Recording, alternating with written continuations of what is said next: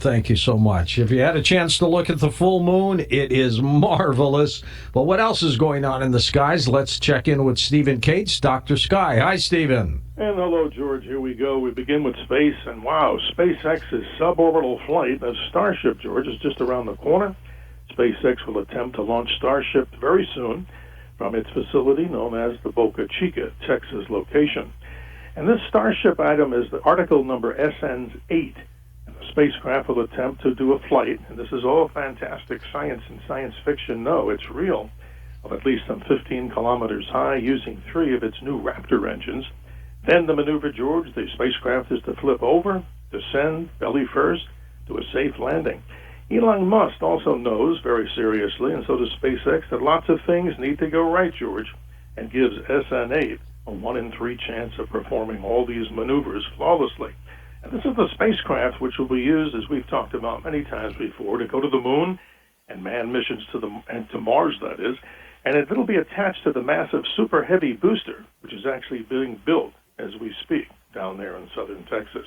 Best of luck, Elon Musk, on that. But, George, we talk about astronomy always as a main subject, but back on August the 15th, 1977, a small radio telescope in Ohio, known as the Big Ear, found the most unique radio signal ever regarding any potential extraterrestrial radio source life or life out in the universe, simply known as the WOW signal.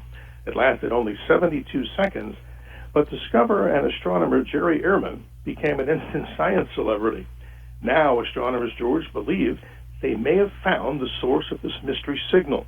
All this courtesy of the Gaia spacecraft, which has imaged more than 1.3 billion stars, and astronomers now believe that the direction of the WOW signal is a sun-like star, and here's a complicated name for it: 2MASS 192-81982-2640123. And that's in the constellation Sagittarius, 1,800 light years away.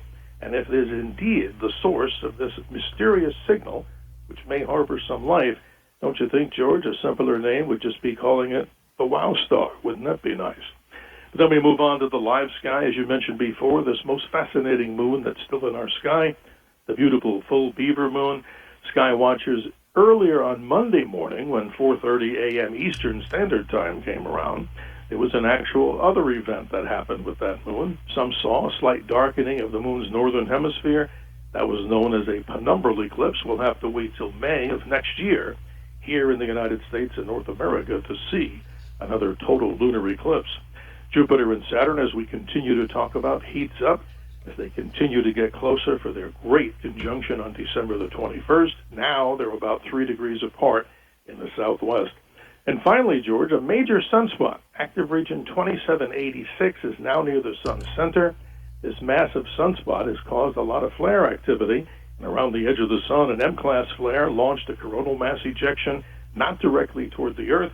So obviously, aurora alerts for Northern Hemisphere sky watchers all through the week. Check more about these and events at thelivesky.com. And always remember to keep your eyes to the skies. We love the emails, George, at drskyshow@gmail.com. And as always, proud to be your navigator on the highway to the heavens. Thank you, Dr. Sky. We'll talk to you next Monday. Love your reports. And up next, we're going to talk more science and physics.